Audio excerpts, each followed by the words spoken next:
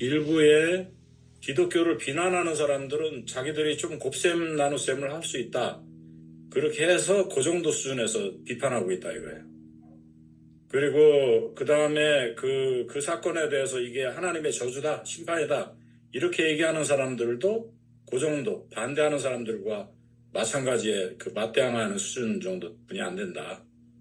그런데 볼테르 같은 경우는 그거를 조금 더 뛰어넘는 그 로군이 함순이 그런 정도의 생각으로 비판을 한 거라고 말이에요.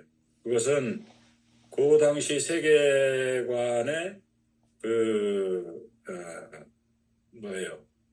이신론자들, 디이스트. 그러니까 세계는 이렇게 합리적으로 그 하나님이 한 그런 조화에 의해서 이렇게 잘 맞아 떨어져서 이렇게 가고 있다고 생각하는 그게 그렇지 않다. 어떻게 이런 일이 일어냐. 만일 조화로운 그런 세계라면 그게 볼테르가 비판한 거라는 거지. 자연재해가 이렇게 나오는 것에 대해서. 그런데 이제 이 사람이 보기에는 토스토옙스키는 그 차원의 배후에 있는 것까지 공격하고 있다고요. 그러니까 그 토스토옙스키가 내세운 이반 까라마조프는 그 까라마조프 이반은 좀 더 알고 있다 이거예요. 그래서 자기는 하나님께서 그렇게 다 하실 것을 다 믿는다. 그렇지만 도대체 이렇게 하는 게 뭐냐 이게 인간이 그렇게 그 엄마 앞에서 아기를 갓난아기 웃고 있는데 거기다 대고서 총을 가까이다 대니까 애가 총을 만지고 그러는데 거기다 대고 얼굴에다 총을 쏴서 머리가 박살나도록 하는 실제로 일어난 일이라는 거지 그게. 그런 그 만행을 저지르는 그런 게 도대체 뭐냐. 이런 퀘스천하는 그런 신에 대해서 내가 비난한다. 그거는 이제 이 사람은 하트는 그게 사실은 역설적으로 반대면으로 얘기해서 가장 기독교적인 반응이라는 거예요. 그게. 그래서 역설적이긴 하지만 그게 바로 기독교가 그 말하고자 하는 그거라는 거예요. 제가 이제 그래서 이렇게 수학의 여러 차원들을 얘기했잖아요. 그래서 벤틀리 하트가 보는 것은 여기에 굉장히 중요한 언급이 이제 앞에 있었는데 이 앞에 볼테르님은 이런 사람들은 그 성경이 말하고자 하는 바에 전혀 접근하고 있지 못하다 그거예요. 그게 굉장히 중요한 얘기예요. 그게. 그러니까 재난이 일어났을 때 하나님이 없다라고 비난했던 두 사람의 그 에세이스트 신문에 사설을 쓴 사람들 그 사람들 여자하고 남자하고 두 사람 얘기하잖아요. 그런데 그 사람들을 일축해버려요. 그게 말도 안 된다. 거기서 하나님이 없다는 식으로 얘기하는 거 그거 그 말이나 되냐. 그거 너무 모르는 무식한 얘기였다. 이렇게 얘기한다 그 말이에요. 그렇죠?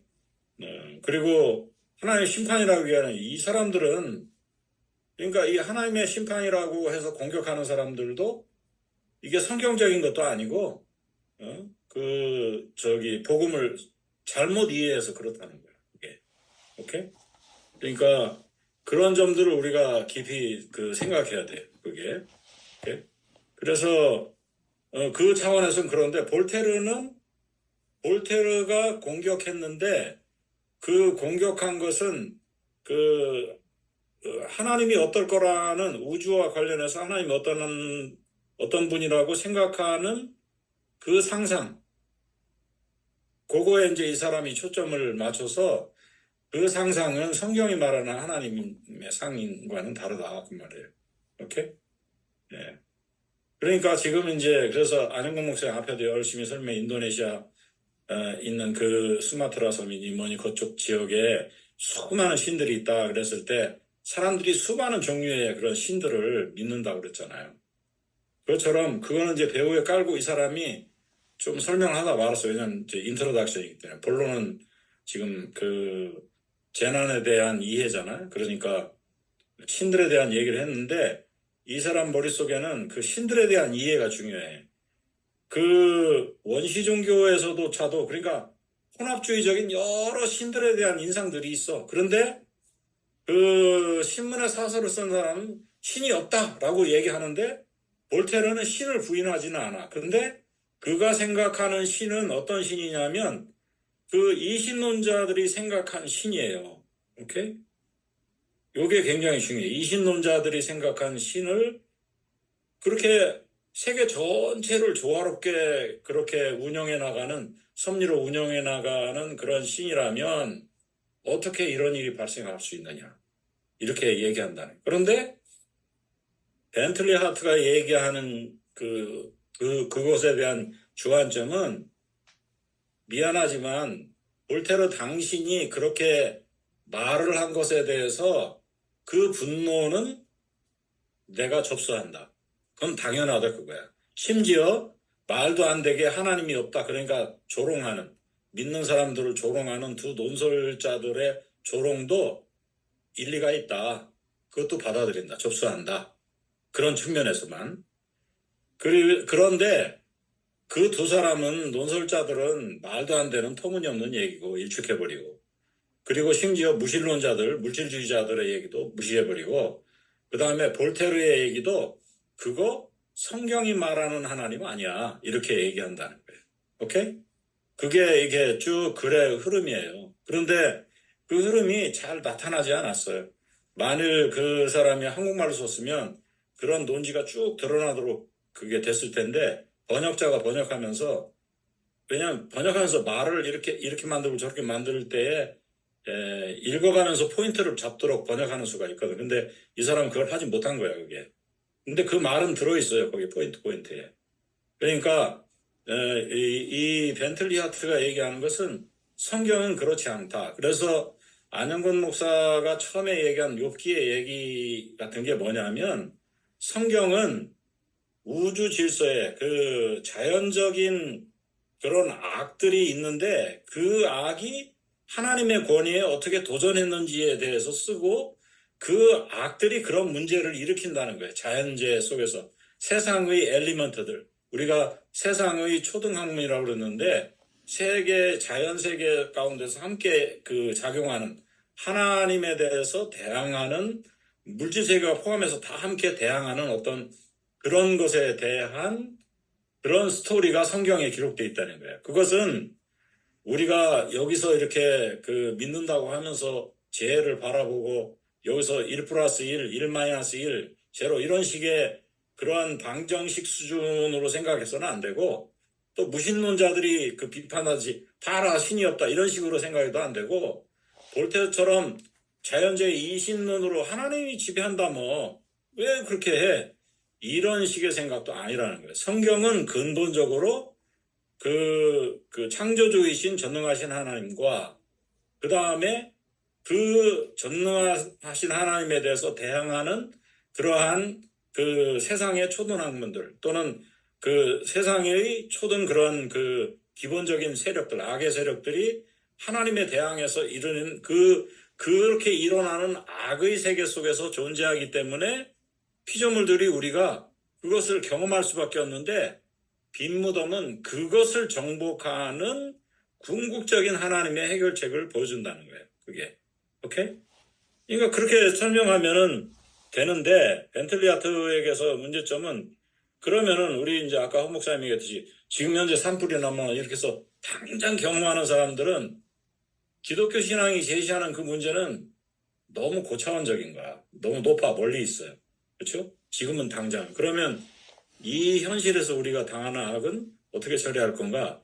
이거에 대한 단지 성경이 예수 그리스도의 십자가와 그 부활로 그것을 근본적으로 해결했다는 대답, 그것을 믿고서 고난을 감수하면서 살아가는 거야. 그것밖에 지금 현재는 답이 없어요. 그렇죠? 그런데 이제 더 중요한 것은, 우리는 벤틀리 하트가 열심히 설명하려고 하는 것은, 그래서 성경이 예수 그리스도의 스토리를 우리에게 가르쳐주고 있다. 이렇게 얘기한다. 그러니까 하트가 얘기하는 것, 데이빗 벤틀리 하트가 얘기하는 것은 여러 수준의 논의들이 있는데 그것을 뛰어넘는 성경의 논리가 있다는 거예요. 배후에. 그런 더 높은 차원의 초월적인, 초자연적인 넓은 성경의 내러티브가 다른 대답을 주고 있다는 거예요. 그게. 그렇게 이해해야 된다는 게 이 앞부분에서 그것을 계속해서, 그래서 사실은 내가 느끼기에는 벤틀리아트가 앞에서 뭐 이렇게 욥기도 얘기하고 그런 산호초 있는 섬들 얘기하고 뭐 그 자연재해에 대해서 수마트라 섬이나 이렇게 얘기하고 다 하면서 이게 논의를 끌어가는데, 그런데 거기에 다 이렇게 그 층마다 이렇게 있어요, 그게. 근데 이제 그걸 읽어가는 사람이 그거를 습득하기는 어렵지. 그리고 그래서 아까 제가 일부러 그래서 수학 방정식에 대해서 얘기한, 그러면 이해하기가 쉽잖아. 그렇지? 그거는 그 차원에서만 얘기하는 거예요. 그런 차원들에서만. 그런데 이 사람은 더 높은 차원. 그런데 이제 여기에 근본적인 문제 제기가 하나 있는데, 그것은 뭐냐면 우리가 이런 악이 터질 때마다 이해하는 게 하나님의 섭리, 하나님의 주권, 그리고 거기에 이제 그 칼빈주의자 목사의 설명 쭉 얘기하잖아요. 칼빈주의가 그런 하나님의 주권과 섭리를 설명하는 방식이라는 게 그게 볼테르가 생각하는 이신론적인 신의 설명과 흡사하다는 거야. 그러니까 이 사람이 근본적으로 얘기하는 건 신학도 성경적인 드라마, 성경이 말하는 드라마를 통해서 바라보도록 해야 되는데, 그 헬라 철학의 전통이 스며든 그런 세상의 질서를 바라보는 그런 이신론적인 시각으로 하나님의 주권과 섭리를 해석하다 보니까 그런 식으로 됐다는 거예요. 오케이? 그래서 자기 입장은 동방종교의 입장인데 그게 성경적으로 훨씬 더 그 성경에 가깝다는 거야. 자기가 생각할 때는. 오케이? 그런 거예요. 그러니까 우리가, 그래서 이제 우리도 다 칼빈주의 전통에 속해서 나왔으니까. 그런데 서구 신학이, 이 사람은 이제 결국 서구 신학이잖아요. 서방 신학이 동방 신학과는 달리 이런, 거기에 몇 가지 나와요. 거기에 법률주의적이고 이런 여러 가지 형벌 중심적으로 이런 사고방식을 해서 단어를 잘못 해석해서 그 방향으로 이렇게 사고를 전개하게 됐다. 그리고 그 결과가 더 발전하면 이신론까지 간다는 거예요.